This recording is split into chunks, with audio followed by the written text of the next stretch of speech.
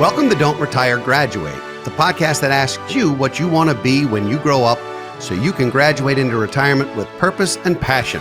I'm your host and valedictorian, Eric Brotman, and I'm here with a guest, Lacey Langford, who is a financial coach, a military veteran, a military spouse, and an entrepreneur who changes people's mindset from being fearful of money to having control and confidence with it. And couldn't we all use some of that? She's an accredited financial counselor with over 15 years of financial planning, counseling, and coaching experience, and military and money are her jams. She's the founder and the CEO of Military Money Show. I was pleased to be a guest on her show at one time. It's a podcast dedicated to helping the military community with personal finance, and Mil Money Con, a national conference for financial professionals united by military service. Lacey, good to see you again. Welcome to Don't Retire, Graduate. Thank you so much for having me. I'm excited to be here.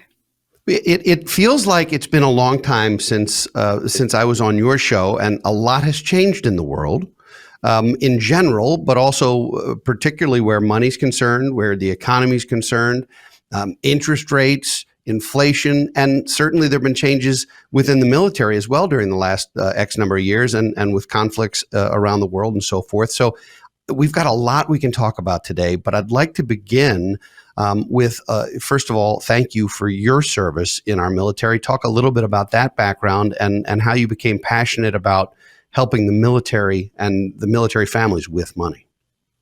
Thank you for that. I appreciate it. Well, it really started, I grew up in the military. So my father was a military police officer in the Army. And then after high school, I wasn't quite ready for college and I decided that I wanted to serve. So I joined the Air Force, and that's where I met my husband. So I became a military spouse shortly after leaving the military. But along the way, that's why I decided to become a financial professional. I was blessed to grow up in a household where we were taught to spend less money than we make and save. And I'm not saying when I was 20 something that I always listened to that advice, but the teachings were there. You're saying you didn't always listen to your parents at all times? No. I feel like I'm constantly apologizing now as an adult. I'm shocked. I would never have guessed that. So you grew up in a household where there were some money lessons, maybe not personal financial literacy education per se, but at least some good habits were made available to you and introduced to you at a young age. How long were you in the military? How long were you in the service? I served 4 years. 4 years. And yes. Is your husband still active? No, he's a retired infantry officer. So he is retired from the military. And what is he doing with his days? Because we all know retirement should not be disappearing and retreating and doing nothing. It should be engaging and graduating into the next phase of life. So what's he doing with his days? Well, he didn't retire. For a while, he was teaching. Okay. Before we met, actually, when we met, he was a crew chief. He did maintenance on wide-body aircrafts like C-17s, C-130s, and then he took a commission as an infantry officer. So after he retired from the military, he started teaching aeronautical maintenance. So still kind of in the same wheelhouse, but as a civilian. Excellent. So he's already successfully graduated into retirement, in quotes. So yes. Let's talk about how you're able to help families, and specifically, let's talk about how military families have some different financial circumstances and considerations than maybe civilian families in ways that, for those of us who haven't served, we may not fully understand or appreciate. Yeah, so I work with capacity as a coach. I'm really trying to help people that are on active duty, service members and their spouses get to where they want to be with money. I think we all walk through life differently in our careers, how we raise children, how we want to successfully graduate into retirement. So it's really about helping people reach the goals that they want, not necessarily telling them how to be. Everybody also has different things that they value. So really aligning their goals and their values and making a plan to get them to that spot that they feel good about their money and they have that control and confidence to say, hey, I know how to do this. Or if I don't know how to do this, I at least now have some knowledge where I can find help, find resources, those type of things, because the lifestyle is different for the military. There are some things that still apply, save your money, spend less than you make, put it towards retirement, put it towards your goals for the things that you want and need. But the lifestyle, the constant transitions is a big thing for the military community. So that throws a wrench in your budget, no matter how hard you try to plan for it. There always is something that's going to come up. And then another big component of that is military spouses are and underemployed because of the transitions. So if the military is calling for a service member to move to a new duty location, that means the military spouse often has to quit their job and move to a location where there might not be a job opening. They may be in a more rural area or places where there's not as many jobs, or especially in your career field. So that either means you're not working or you're underemployed. You're taking a position where you are more than qualified to work there and maybe making a lot less than you normally would make. And that one has ramifications on service members' budgets and the family, is that if you're used to making a certain income in order to be able to make a car payment and you lose one income or significantly reduce, that's definitely going to have an impact on your financial success. And that's not just one time that's happening. That's happening, every 2 or 3 years for military families. So that constant transition does have a major impact on their budget and their earning ability. And I would think not only on their short-term budget, you said earning ability, because building a career and building a vitae, usually the tenure plays a role in your work, so that you wind up making more money later on too, and that can be impacted. Are there issues regarding employee benefits, or do most military spouses utilize the active duty spouse for the government provided benefits? Is that as much of an issue? Because, we've talked to lots of folks who, young couples where one of the spouses is in med school or becoming a physician and has to move to 3 or 4 different cities over the course of, half a dozen or a dozen years in order to advance his or her career. And the spouse really can't dig in and get traction in a career that way. It's a little different though, because at least the military has some meaningful employee benefits. Am I correct? Oh, yes, definitely. That's a huge benefit, that you have medical care, dental, vision, those type of things that comes with a service member. So if you are taking a job as a military spouse, one huge advantage in negotiation for your salary or your hourly rate is to say, hey, I actually have medical benefits. I don't need yours, but you should be paying me more per hour or my salary. So that is a huge benefit in negotiation. But also, if you are taking a job, if you're underemployed and they don't provide those benefits, at least you're still covered under the service member. So there are definitely pros in that area for benefits for military spouses.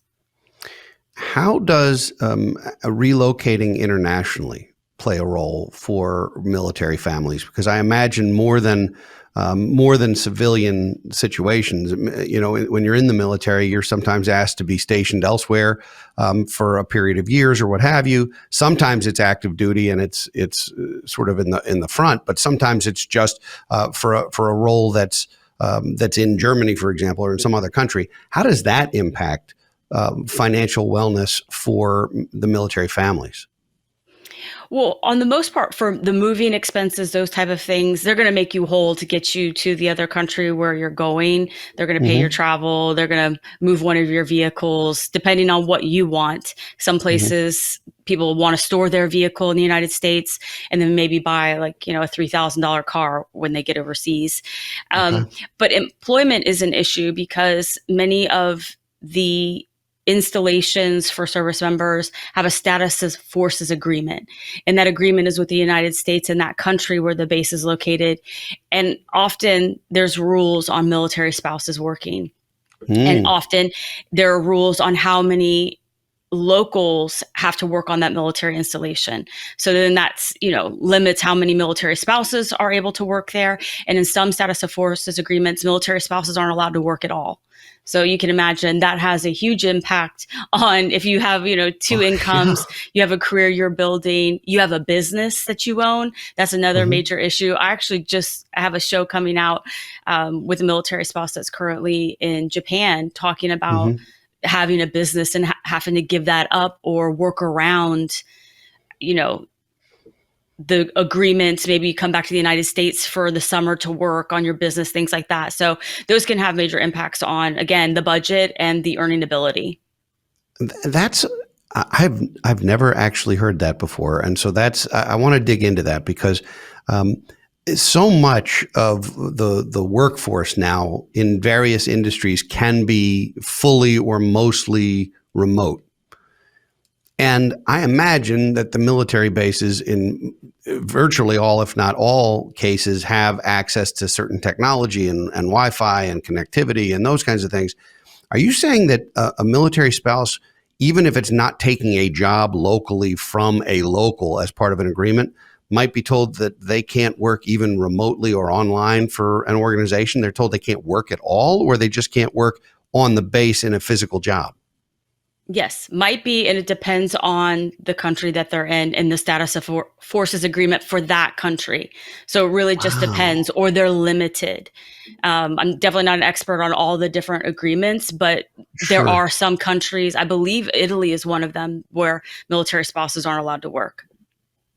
Wow. I have not heard that before. So then I imagine military couples have to make what has to be a gut-wrenching decision around, can we afford to even be together during a stretch of work there? Do we need to have to maintain two residences, or do we take the kids with us to that base if we can't afford to continue to support them? And that's a whole level of financial complexity I had not considered and had not thought about. And this is something you're seeing in your work and in your coaching on a regular basis? Yes.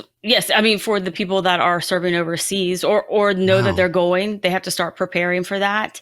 But it also happens stateside. Often a service member gets orders to a duty location that is going to be very rural, and there are no job opportunities, or it may be the schooling system that spouses don't, they want their children, maybe they're getting ready to graduate. They don't want to have to move their kid their senior year. So there's all these different factors that go into that decision. And often, unfortunately, military spouses make the decision to live separate for a year or two in order to meet some type of goal that they have.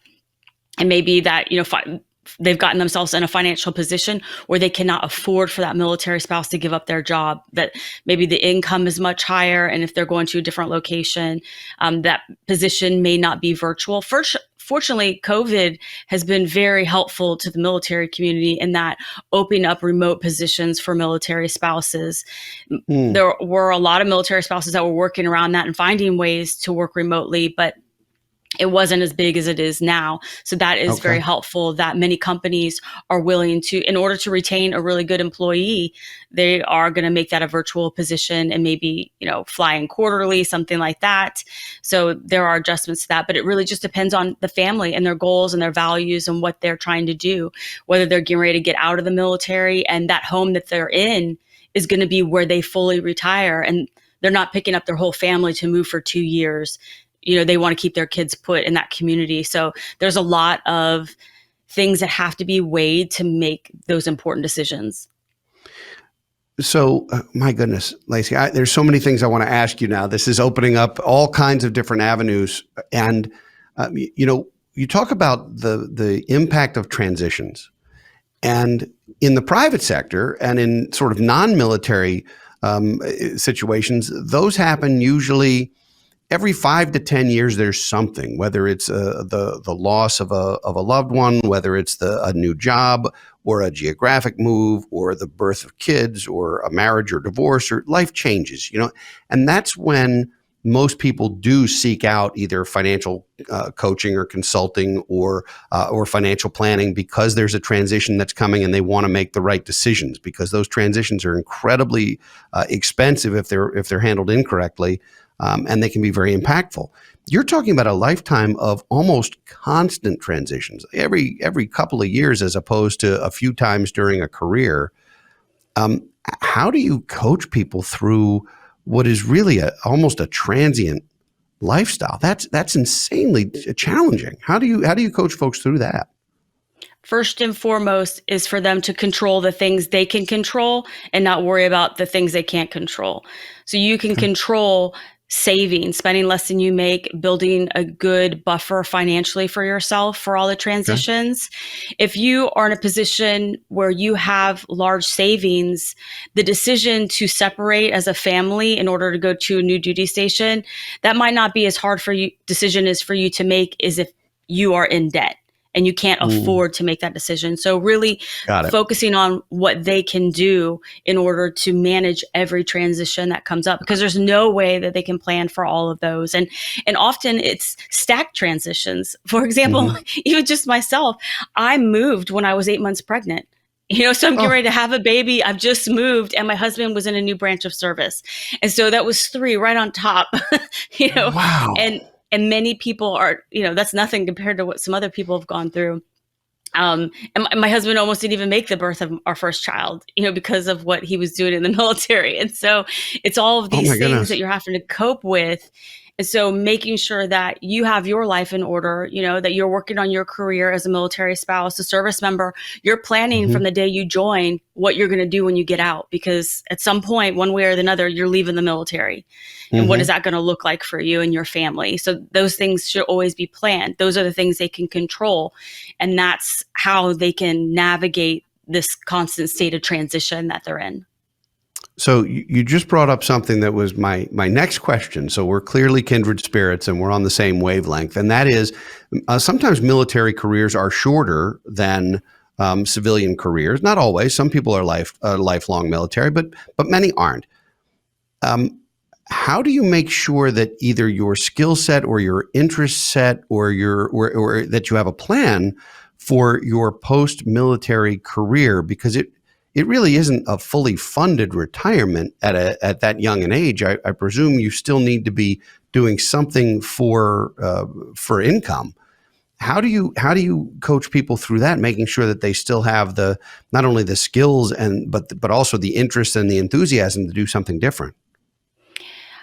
I really want to make a plug for purpose, finding purpose. That's what I try to tell service members, especially that are in combat arms. Kicking in doors doesn't translate real well to the civilian world. Like, what is that going to look like for you? It might be law enforcement, but if you don't want to be in law enforcement, what are you going to do?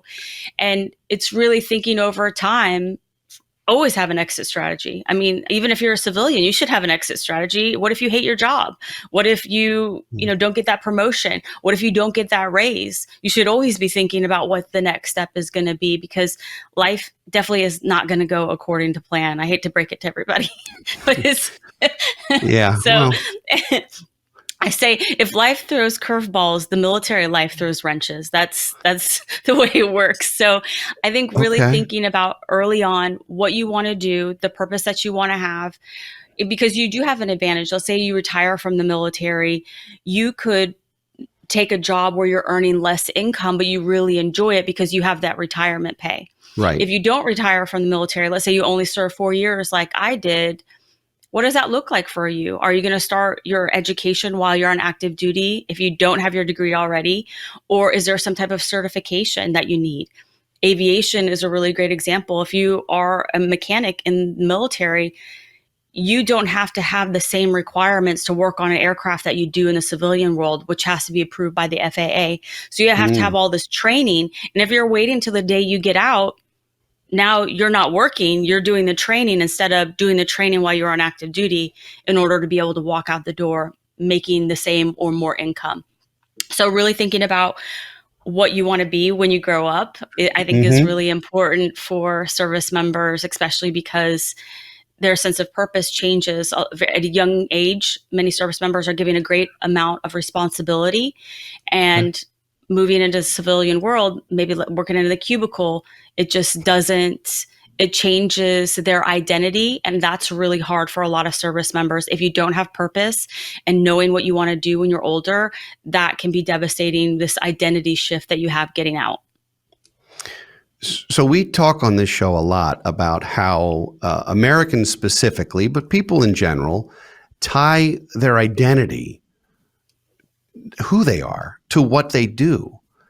And when you ask someone, I've often said, you ask someone, tell me about yourself. The first thing they're going to say is, I'm a mechanic, I'm an accountant, I'm a ballerina, whatever it is. The first thing we think of is what we do, not I'm a husband and a father and a volunteer and a hockey fan. The first thing we think of is what we do all day. And your identity is so tied to that in the military, and you mentioned kicking down doors not translating to too many other careers, although here at our office it does happen occasionally. It's frowned upon, it's frowned upon, but it does happen occasionally here at the financial company. No, but you have these transitions. I love the idea that you're telling folks to make sure that they have the certifications or the education that they need. The military, if I'm not mistaken, does a really good job of providing those resources, the educational opportunities, even some, I think, reimbursement for school either before, during, or after your career. Is that correct? Yes. And they have a skills bridge program where you can go work at a company for a year before you get out of the military to see what that's going to be like. Are young people who join the military as 18 or 20 or 22-year-old folks or what have you, are they getting coached to make sure they do that? Is this happening internally, or does it require a resource like yours to say, hey, guess what? This isn't forever and you're going to need a plan B? Are they getting coached that way? And is the message resonating, or do they need to hear from somebody like yourself?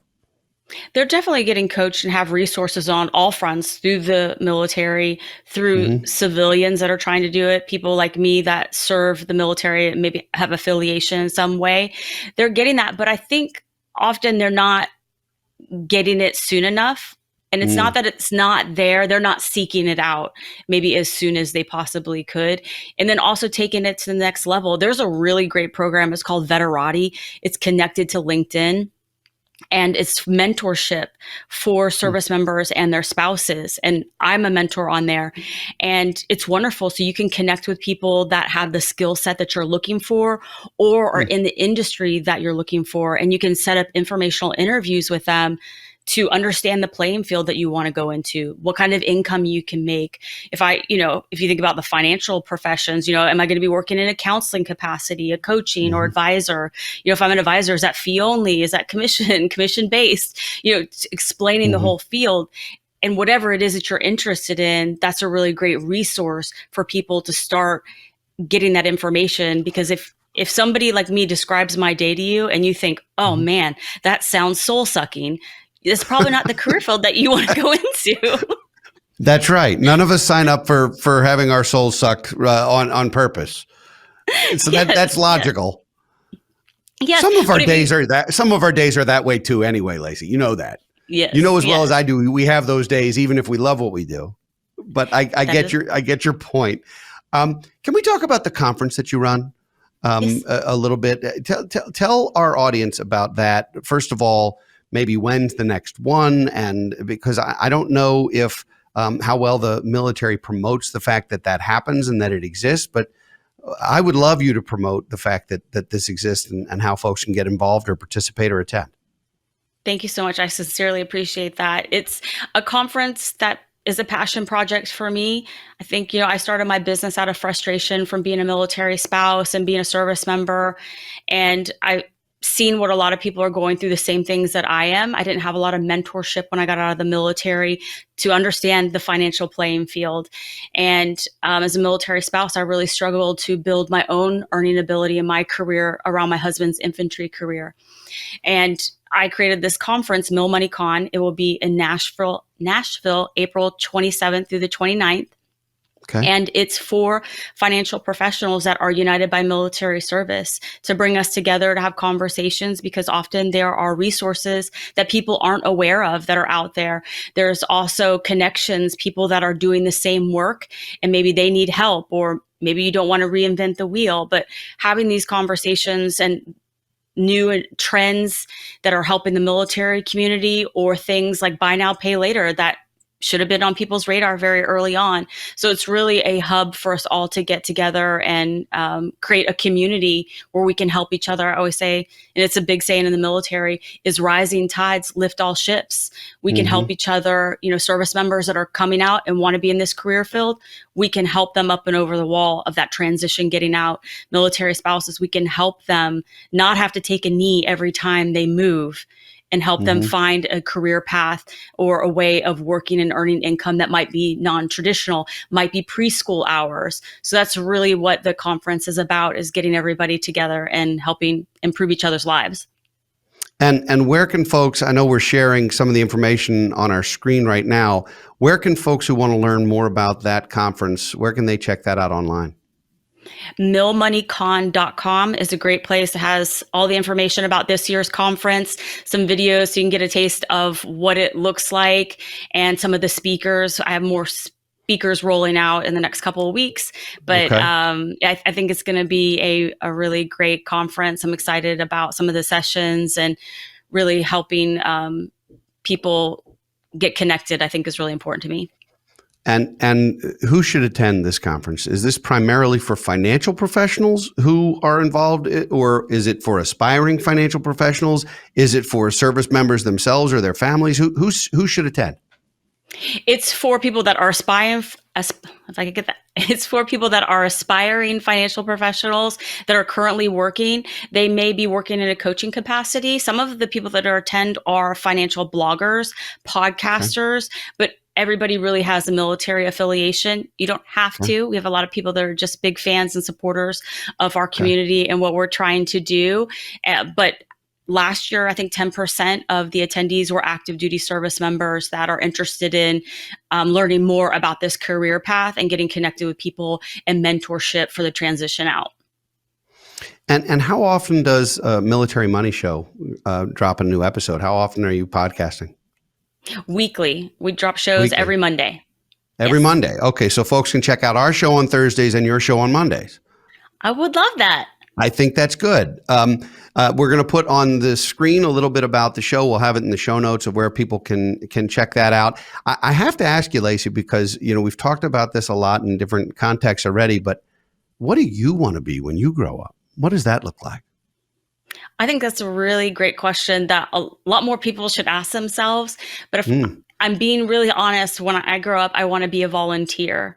I want to be able to help other people in the capacity that I want to, without worry of my budget or anything else. I just want to be able to give back to people. So I really want to get in a financial position where that is where my main focus can be, is helping others.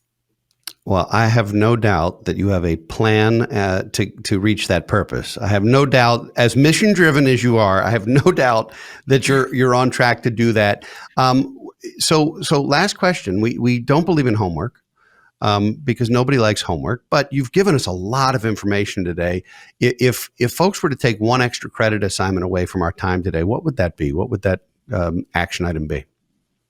I would say go for the one thing that scares you the most or that is stressing you out. Is go for it, whether that's moving forward in your career, reaching out to somebody for help, whether that is starting a new career, starting something new with your finances, a new goal. Go for it. Don't be scared of failure or what other people think. I'm a big fan of failing forward. Just keep doing it, because all of those failures, when you try to do that thing that is stressing you out the most, I think you'll find that it isn't as bad as you think it is. And that the first step that you took is actually making that thing less stressful for you and freeing up your mental bandwidth. So if I could say one thing, is just go for that thing that you want most. I love that extra credit assignment. I'm trying to think right now what the scariest thing for me might be. I'm not exactly sure. I'm going to think about this. Well, the thing that scares me the most, I'm going to think about, do you know what scares you the most that you're going for? Well, right now it's my conference. I do feel like that is very scary. It's something new. I'm putting myself out there in a new, different way, but I think that it can help a lot of people. And so I'm trying to push past that fear and focus on those things I can control, is, trying to get speakers together and, letting people know that it's out there. But it does scare me, but I think what could come out of it will be wonderful. So every day I'm trying to take an action to start reducing that fear and to just go for it. Well, I hope folks who have military affiliations who are fans of our show will check out your show. I hope some of them will make it to Nashville in April. I love Nashville all year round. It's one of my favorite cities in the country. So getting to Nashville is not difficult for me. I love the place. Where can folks check out your coaching practice, or are there any other resources you want to share with our audience today? Yes, a great spot to check all of that out, information about money in the military and the Military Money Show is at LaceyLangford.com. LaceyLangford.com. I hope folks will check it out. This has been fun. It's been good seeing you again, and I don't think we should wait quite as long to do this again. Maybe I'll see you at FinCon 23 or one of the other financial media conferences. I'd love to see you again sometime soon. Thanks for being here. Thanks for having me. I'd like to thank all of you for listening and watching today. We'd love to hear from you, so please, if you love the show, don't keep us a secret. Send us comments at don'tretiregraduate.com or leave us reviews. They are priceless to us. We'll be back next week with another episode of Office Hours, and in 2 weeks with another engaging guest. For now, this is your host, Eric Brotman, reminding you, don't retire, graduate.